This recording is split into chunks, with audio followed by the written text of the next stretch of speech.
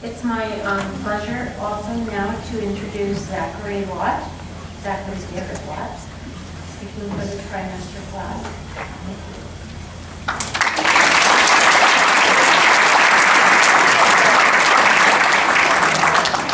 I was a little hesitant to come here this evening because I still have this overwhelming feeling that I'm supposed to be at home studying for something. Hi, my name is Zachary. On behalf of our class, I'd like to again welcome all the family and friends that are here tonight, all those from Long Beach Memorial and Miller Children's Hospital, our faculty, the clinical staff, my esteemed nurse colleagues. Hi, Mom. Surprise, I'm giving a speech tonight. Now, my friends here know me to be a little rough around the edges and to have a unique sense of humor, although I love to laugh and joke. But what many of my friends here don't know about me is that despite the Harley and the tattoos, I'm a huge softie. So, that being said, we're going to laugh tonight. I might cry, and if I do, I'm bringing some of you with me. Now, my experience in nursing school is a little bit different than our keynote speaker, but please join me as we take a trip.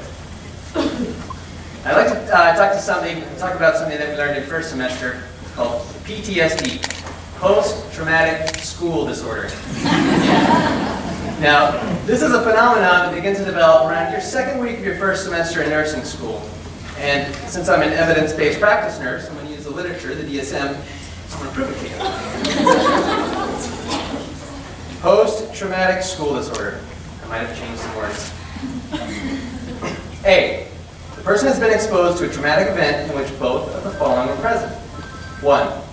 The person's response involved intense fear, helplessness, or horror. Now, this is an accurate description as our first day as nursing students on the hospital floor, taking care of real patients. 2. Threatened death or serious injury or a threat to the physical integrity of self or others. Now, this is a description of that nursing student who, after their first week of nursing school, goes home, sits down with their parents and has dinner, and expresses their sincere gratitude for all the help that their parents have given them. And then they proceed to tell their parents, we learned in our class this week that our supplies are going to be a little bit more expensive, and we have to buy this bundle of books. And this is where the intense fear comes in when you tell your parents, I'm going to go ahead and need another like $1,700 to buy my own personal library. So next week in class, we get there, we're trying to rationalize with our professors. Saying, what if we just buy these on like Amazon, trying to save some money? But we need the codes that come with the bundle. And then, this sounds really important, we better go get our bundle of books. And so we go to the library and invest in this bundle of books. And one of our professors told us the following week, you don't actually read those books, they're for reference. And I'm thinking, so is Google. But come third semester, we learn the importance of our personal library. I digress. The traumatic event is persistently re-experienced. This is a chronic condition of nursing school. C.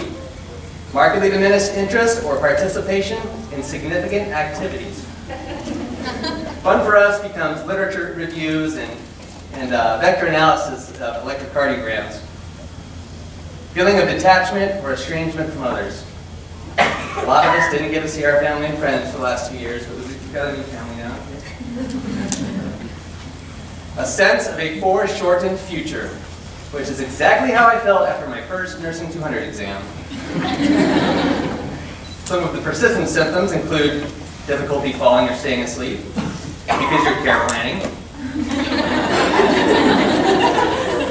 irritability or outbursts of anger, because you're care planning, difficulty concentrating on anything else except this, and hypervigilance, because when you're on the nursing floor, you're constantly looking for your nursing instructor. So that was first semester. Now, second semester we kept ridiculously busy because we were on an accelerated schedule over the summer. We finished the program in 2 years instead of 3 years, which is one of the hallmarks of the trimester program. And other nursing students at Cal State tend to think that we're a little bit crazy, and I would agree to some extent and say that our cohort is definitely a unique bunch. But between first and second semester, I'm not entirely sure that we even got a day off. See, at the nursing department at Cal State, we have this really big, nice new building with a very nice computer lab. But what they don't tell you is that we have our own IT department over there. And they have these software engineers who devised such a streamlined system in which during finals week, when you click submit on your last final exam, your email inbox automatically populates with the syllabi and assignments for the next semester. I don't know how you do this, but by the time you reach the parking lot, after leaving the test, you have notices on your phone that you're past due on a list of forms you had to fill out, papers you needed to turn into Catherine, and a list of chapters to know from the books you're not supposed to read. So the tempo of second semester continued at a fast pace for about 12 weeks. We had clinicals or lab twice a week, lectures, constant studying, and we didn't get our first weekend off for 5 weeks. We're not going to talk about that weekend. We're going strong and getting ourselves ready for one of the most demanding courses of the program, which was the fall, third semester, critical care. We finished strong second semester, and we were ready for anything. And then there was Jay. He's one of our clinical instructors who unfortunately is not here this evening. Now, you're a little bit familiar with what this care plan is, but I'm going to elaborate a little more from our perspective. It's kind of like a book that you write in about 24 hours. And it's hard to joke about this, because to this day I'm still impressed by what a single nursing student can accomplish overnight. Now, few people in their lives ever have to write a paper that's over 50 pages long, but if you have, you'll know that it's quite an undertaking and it can even last months. But a care plan for an ICU patient, this miraculous nursing feat of over 50 pages, is done in under 36 hours. Let me give you kind of a rundown of how the day goes. 12 p.m., after you're well rested, you go to the hospital, you pick your patient, you gather the necessary information from the medical record, you take detailed notes on their history, diagnosis, treatments, medications, labs, and other diagnostic studies. At 2 p.m., you bolus yourself with caffeine and sugar. At 2:05, you pray to the care plan God so that Jay will have mercy on your soul. And at 3 p.m., after updating your Facebook with your Instagram picture of your coffee and your stethoscope, you accept your fate and you begin to cry. Now, 3:05, you begin typing your pathophysiology paper, which is the bulk of your assignment. And this describes the patient's disease process down to the cell molecular level in the body. And you spend the rest of the night deciphering lab results, diagnostic tests, looking at medications, and creating nursing diagnoses and interventions that will complete the following day. Now, before the sun comes up, you arrive at the hospital in your awesome white student nurse scrubs. When I say awesome, I do mean that in the worst way. And under the supervision of a registered nurse, you provide care for this patient and their family, which is actually a very phenomenal experience. When the day is over, you come home, you finish your care plan, and you slip into a coma. I learned something recently about those nursing scrubs. They don't burn in a bonfire. That is, unless, of course, you kindle that fire with a sufficient amount of third semester care plans.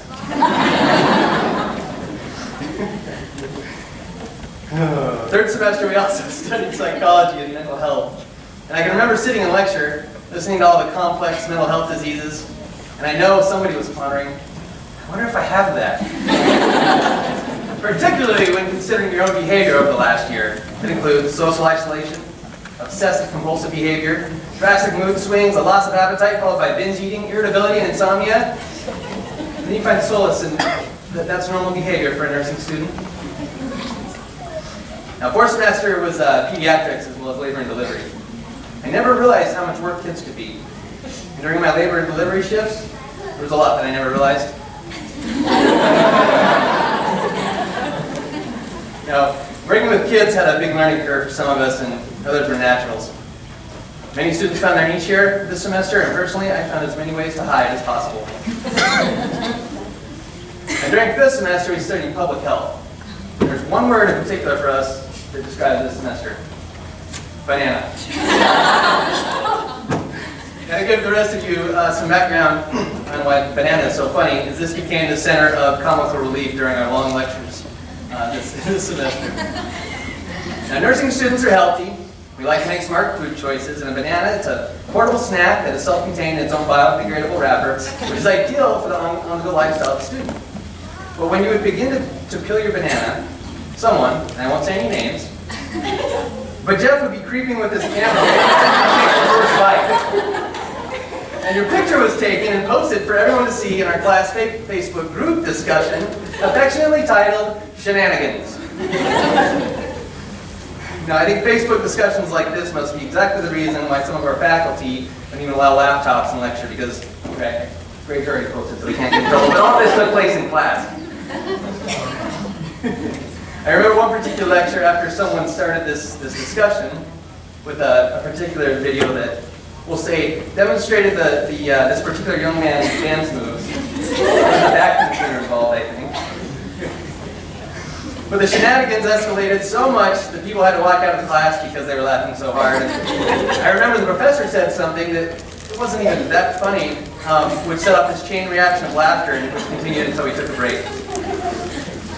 Now, sixth semester was the pinnacle of our nursing school experience. We completed our nursing preceptorships. And then as soon as we confirmed that Morgan Freeman was still alive, we began to prepare for our licensure exam, NCLEX, which is our next big journey. Now, through the last 2 years of learning, clinical practice, care plans, parties, and long drawn-out post-conferences, we've learned so much. And not just about nursing, but about ourselves. Nursing school is a profound experience for personal growth, and the wealth of academic knowledge achieved here is difficult to match with any other undergraduate degree. I've spent the last 2 years getting to know my nursing family here, and I would argue that before nursing school started, they already possessed their most important nursing attributes. They're compassionate human beings. They are gifted with an innate sense of empathy that allows them to care so much for others. They are smart, they are resourceful, and they are very adaptable. And it's been an honor serving as part of this cohort. I would also argue, and I think a lot of the nurses here would agree, that nursing is the best job in the world. Although many of us weren't quite sure what all nursing entailed when we started the program, we knew that we wanted to help people. Nursing and medicine are interdependent professions. Some nurses may say, though, that medicine is dependent on nursing. But medicine will treat a particular disease state, where nursing will treat the full range of human experiences and responses to health and illness, considering not only the physical response, but the psychosocial dynamics of any given situation for patient as well as their family.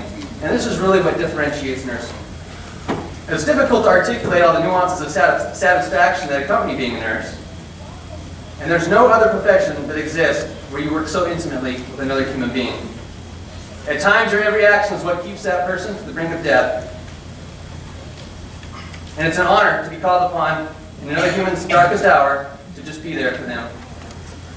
To hold the hand of a complete stranger who is scared, alone, and helpless. To be that person's saving grace, their nurse. And at the end of the day, as you say goodbye, to have a family member of your patient hug you in tears as they express their gratitude for the difference that you've made in the life of their loved one. And before I conclude tonight, there's a few people who I'd like to thank. First of all, Long Beach Memorial Medical Center for the gift of giving us this pinning ceremony. There's a couple people in our class who I'd like to recognize, and that's Alex Vidosh and Stephanie Pertel, our class representatives, for orchestrating tonight's events. I want to say thanks to my family for traveling all the miles to be here this evening. And lastly, I want to say a long overdue welcome to my nursing family here, because if it wasn't for them, I don't think I'd be graduating today. I'm going to share a story with all you guys real quick. About the time that I was accepted into nursing school, my dad, who worked in hospice care and was one of my biggest inspirations for being a nurse, he was diagnosed with cancer. And he also lived a few states away, which, as much as I visited, made for an extra challenge in nursing school. At the beginning of this year, he became very sick. He was in the hospital for weeks at a time. And in mid-June, during fifth semester, I knew that it was time. I remember I left a clinical post-conference in tears, and thanks to my mom here, I was able to board a flight home and be at my dad's bedside within only a few hours. And I got there just in time to share his last few minutes of cognizant conversation. I remember when I walked into the room and took his hand, he looked up at me and he just said, wow, he was so surprised that I was there and I made it away from school. He could barely speak, but we both started crying. It was like he waited for me. Then slowly he slipped away, surrounded by the ones that loved him most. When I got home a couple days later, on my doorstep were these two cards. One of them was signed by my clinical group at the time, and the other one from the rest of the class here. Each person left me a note, and it was signed your nursing family. And if it wasn't for the love and support of all these wonderful and amazing people, I don't think I would have been here today. So thank you. Thank you very much.